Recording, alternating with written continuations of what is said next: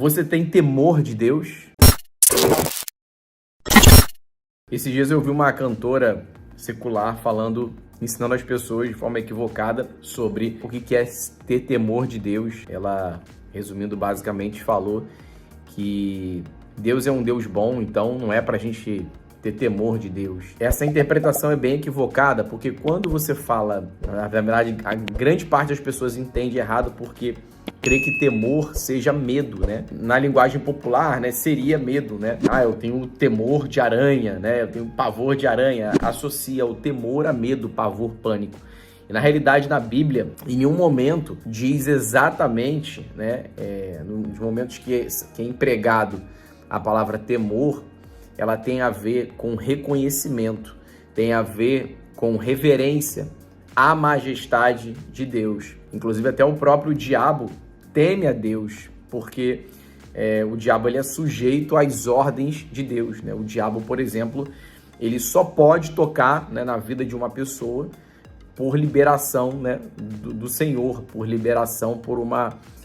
por exemplo, por uma autorização de Deus. Se Deus autorizar, se Deus não autorizar, o diabo não toca naquela pessoa. Claro que existem regras e leis, por exemplo, se uma pessoa ela estiver em pecado, isso é uma margem, uma brecha muito grande para o diabo poder tocar ali naquela pessoa, até porque o pecado ele é o alimento, né, do diabo. Mas quando a Bíblia fala sobre temer a Deus, ela está falando especificamente em você ter reconhecimento, né? Uma reverência à majestade, à glória de Deus. Ou seja, isso está diretamente ligado ao amor e à gratidão ao Senhor, e não a medo. E muitas pessoas têm dificuldade, né, em entender... Como é que você pode amar um Deus e ao mesmo tempo temer a Deus? É porque justamente confunde, acha que temer é ter medo. Então, como é que você... né, você não tem medo quando você ama alguém, você não tem medo. Como é que você vai temer e amar? Fica essa confusão. E o grande ensinamento que a Bíblia nos ensina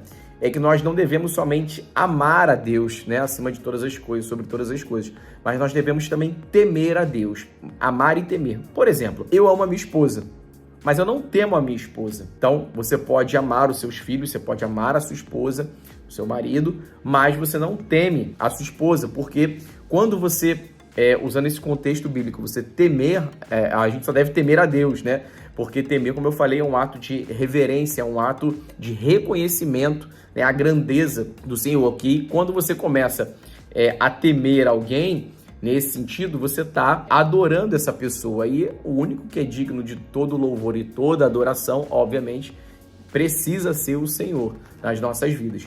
Então, a grande diferença existem pessoas que amam a Deus, mas não temem a Deus. Então, quando você somente ama a Deus, tipo assim... eu amo a Deus. Nossa, Deus é maravilhoso. Eu amo a Deus. Só que tem pessoas que só amam e não temem. E aí, quando às vezes passam por alguma tribulação, ou tem algum direcionamento de Deus... Não, isso aí não. Isso aí eu não vou fazer, não. Ou então, pelo contrário, brigam com Deus. Eu não sei se já aconteceu isso contigo. Eu já desrespeitei a minha esposa.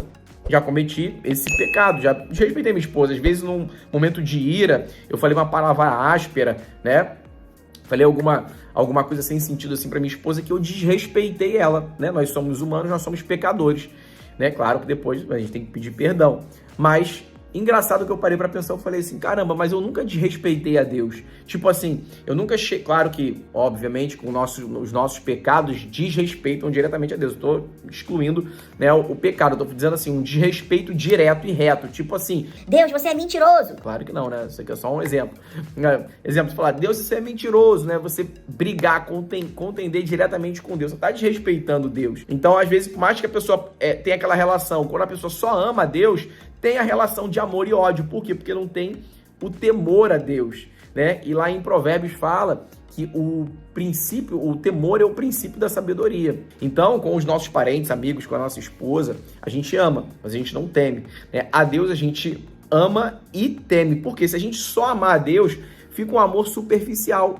Um amor, assim, não diria vazio, mas um amor realmente raso, entende? Então, o amor sem o temor é um amor raso.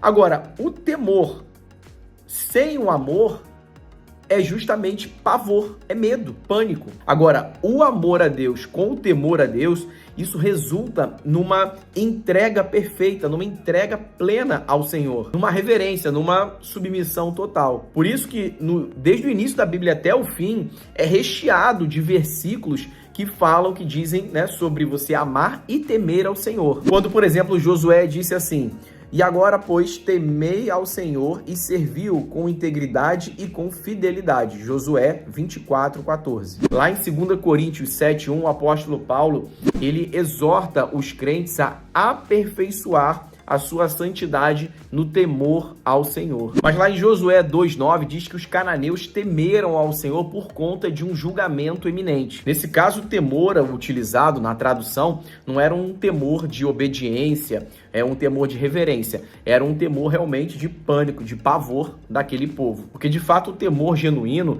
ele sempre vem agregado com o arrependimento, por exemplo, das práticas pecaminosas. Então o temor que deve ser demonstrado pelo crente verdadeiro não é o temor de medo, mas sim o temor relacionado à majestade, à reverência e ao reconhecimento da graça de Deus. Lá em Deuteronômio 10:12 diz assim: "Os fiéis devem temer a Deus e andar em seu caminho, amá-lo e servi-lo com todo o coração e alma e guardar seus mandamentos e estatutos." Até porque a gente não deve ter medo de Deus, né? De ter um temor como forma de castigo, ou seja, como algo punitivo que Deus ele possa fazer com a gente, porque todo o castigo da humanidade já foi levado e já foi consumado na cruz do Calvário pelo nosso Senhor Jesus. Então o castigo que nós merecíamos por conta do pecado de um único homem já foi pago um alto preço lá na cruz pelo nosso Senhor Jesus. Então agora, para mim e para você, não há mais nenhuma condenação, porque nós já fomos lavados e remidos pelo sangue do Cordeiro. E mais uma vez, lá em Provérbios 9:10 diz que o temor ao Senhor é o princípio de toda sabedoria. Isso significa que Deus é o único fundamento para o conhecimento verdadeiro. Em Eclesiastes 12:13 diz que é dever do homem temer ao Senhor e guardar os seus mandamentos.